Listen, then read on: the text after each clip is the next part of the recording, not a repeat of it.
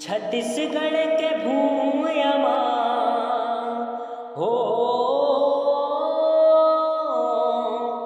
छत्तीसगढ़ के भूयमा भाग हमर जागे रे